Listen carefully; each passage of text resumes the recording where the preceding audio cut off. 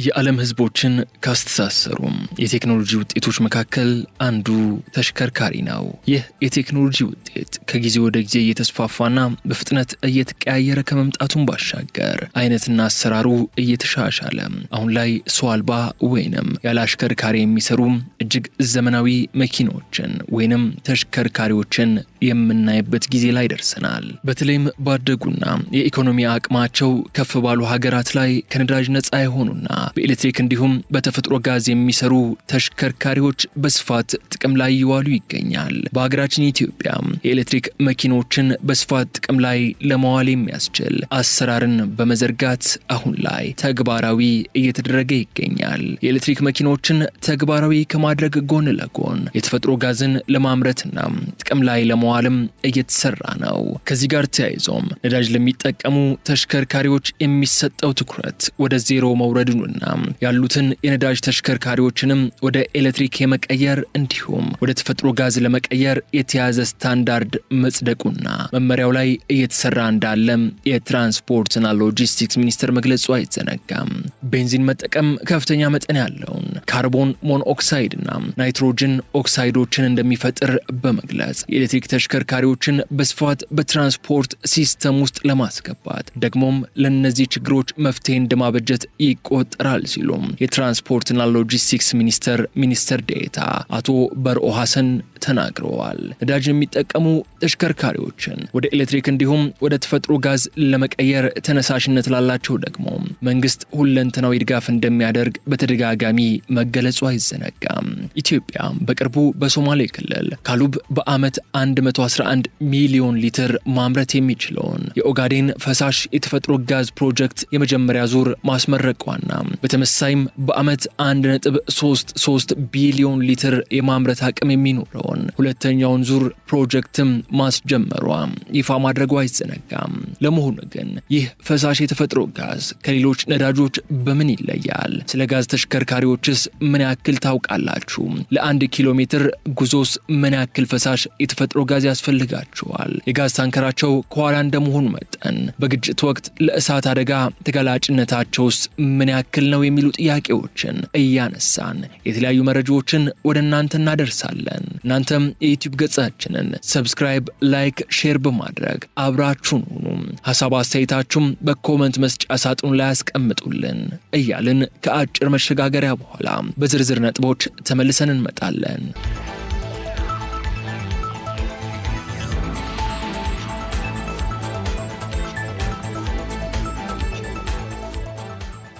የተፈጥሮ ጋዝ በዋናነት ሜቴን ከተባለ የጋዝ አይነት የሚሰራ ሲሆን በጣም ዝቅተኛ በሆነ የሙቀት መጠን ማቀዝቀዝን በሚያካትት ሂደት ወደ ፈሳሽነት እንደሚለወጥም ባለሙያዎች ያስረዳሉ።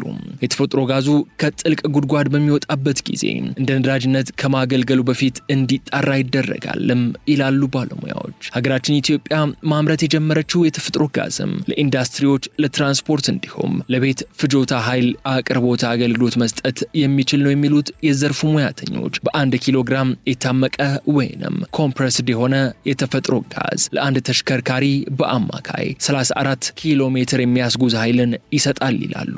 ከዋጋው አንጻር ሲታይ ደግሞ ይህ መጠን ከ1 ሊትር ቤንዚን ወይንም ናፍጣም እጅግ ባነሰ ዋጋ በገበያው ላይ ማግኘት ይቻላል ሲሉም ሙያተኞቹ ይናገራሉ።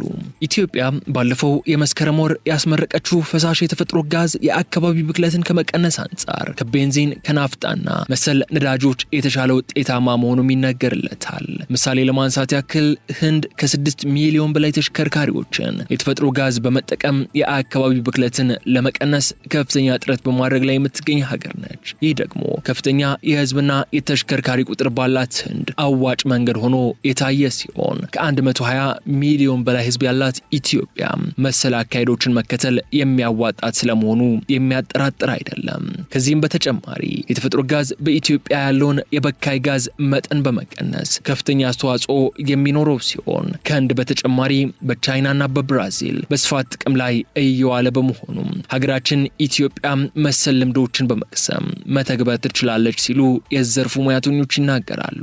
ለዚህ ደግሞ በአመት 111 ሚሊዮን ሊትር የተፈጥሮ ጋዝ የማምረት አቅም ያለው የኦጋዴን ፈሳሽ የተፈጥሮ ጋዝ ፕሮጀክት ግንባታ ኢትዮጵያ የምትከተለውን የአረንጓዴ ኢኮኖሚ ልማት በመደገፍ ትልቅ አበርክቶ እንደሚኖረው ተገልጿል። ለሀገሪቱም ከፍተኛ መጠን ያለው የውጭ ምንዛሪ ያድንላታል ተብሎ ይጠበቃል።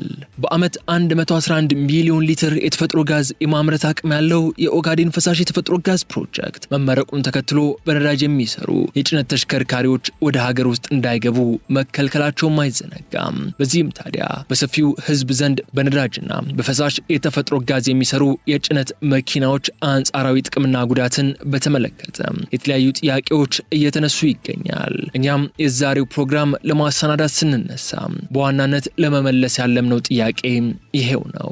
ኢትዮጵያ በዲዝል የሚሰሩ የጭነት ተሽከርካሪዎችን ሙሉ ለሙሉ ማገዷ ጥቅም ወይስ ጉዳት አለው? በአጭር ጊዜ አሁን ያለባትና ወደፊት የሚገጥማትን የጭነት ተሽከርካሪ ችግር መቅረፍና ኢፊሸንሲና ኢፌክቲቭነስ ማምጣት ትችላለች ወይ የሚል ጥያቄም አንስተን እንወያያለን።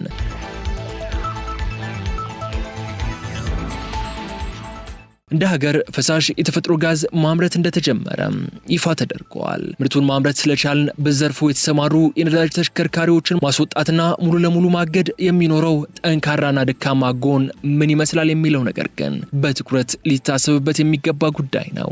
የሌሎች ሀገሮች ተሞክሮስ ኢትዮጵያ ፈሳሽ የተፈጥሮ ጋዝን ለማገዶ መጠቀም ወይስ ለጭነት ተሽከርካሪ ያዋጣል ወይስ ኤክስፖርት ማድረግ? በጥቅሉ ሀገር አቋራጭ ጭነትን መተካት ያለበት ባቡር ወይንስ የጭነት ተሽከርካሪ ወዘተ የሚሉ ጥያቄዎችን በስፋት እየተነሱ ይገኛሉ። በዚህ ጉዳይ ላይ የባለሙያዎች ሀሳብ እንዲሁም ለመነሻ የሚሆኑ ነጥቦችን እናንሳ። በተፈጥሮ ጋዝ የሚሰሩ የጭነት መኪናዎች ለረጅም ርቀት ጭነት በማጓጓዝ ረገድ የበለጠ ውጤታማ ስለመሆናቸው ይነገራል። የተፈጥሮ ጋዝ ተሽከርካሪ ከነዳጅ ተሽከርካሪ የበለጠ ኃይል የማመቅና ማመንጨት አቅም ስላለውም ተመራጭ እንደሆነ ይገለጻል። ይህ ማለት በአንድ ዩኒት ፐር ቮሊዩም ብዙ ኃይል ማቅረብ ይችላሉ ማለት ነው።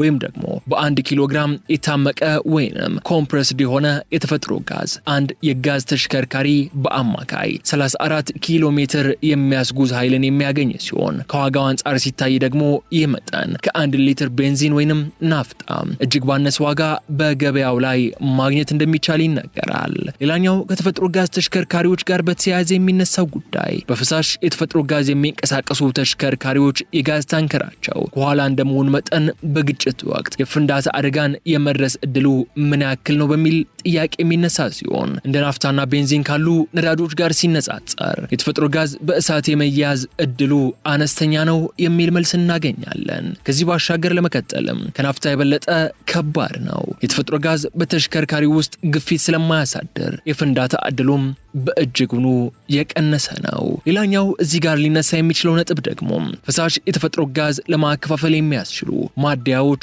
ማመላለሻ ቦቴዎች በአጠቃላይ ከፍተኛ የተርሚናልና የነዳጅ ማደያ ማጓጓዣ መሰረተ ልማት ስለሚፈለግ ትልቅ ኢንቨስትመንትን ይጠይቃል። ይህም ለነዳጅ ተሽከርካሪዎች ይሰራ ከነበረ የነዳጅ ማደያ የተለየ ማደያን መገንባት ግድ ይላል። ፈሳሽ የተፈጥሮ ጋዝን ለመጠቀም ኔጌቲቭ 162 ዲግሪ ሴልሺየስ መቀዝቀዝ ይፈልጋል። በዚህ ምክንያትም ፈሳሽ የተፈጥሮ ጋዝ የተለየ የመንገድ ዳር የነዳጅ ማደያዎችና ልዩ የነዳጅ ማደያ መሳሪያዎችን ይፈልጋል። ይህ ደግሞ ከፍተኛ ወጪን የሚጠይቅ ሆኖ እናገኘዋለን። ሌላኛው እዚህ ላይ ሊነሳ የሚችለው ነገር በፈሳሽ የተፈጥሮ ጋዝ የሚሰሩ የጭነት ተሽከርካሪዎች ከጥቂት ተሽከርካሪ አምራቾች በስተቀር በስፋት የማይመረቱ መሆናቸውና እንደ ልብ የሚገኙ አለመሆናቸው ነው። እንደ ልብ አይገኙም ሲባል ግን ጭራሹኑ አይገኙም ማለት ሳይሆን በልዩ ትዕዛዝ የሚመረቱበት እድል አለ። ለዚህም መንግስት ያመቻቸው ከቀረጥ ነፃ የተፈጥሮ ጋዝ ተሽከርካሪዎችን የማስገባት እድል በመጠቀም በርካታ አስመጪዎች በብዛት የተፈጥሮ ጋዝ ተሽከርካሪዎች እንዲያዙና ወደ ሀገር ውስጥ ሊያስገቡ የሚችሉበት እድል ሊኖር ይችላል። ስንቀጥል የምናገኘው ጉዳይ ደግሞ የተፈጥሮ ጋዝ የሚጠቀሙ ተሽከርካሪዎች የጥገና ወጪ ከቤንዚንና ናፍጣ ነዳጅ ተሽከርካሪዎች ጋር ሲወዳደር ከፍተኛ ነው። በቂ ጥገና ካላቸው ግን የሞተር ዕድሜያቸው ረጅም እንደሆነ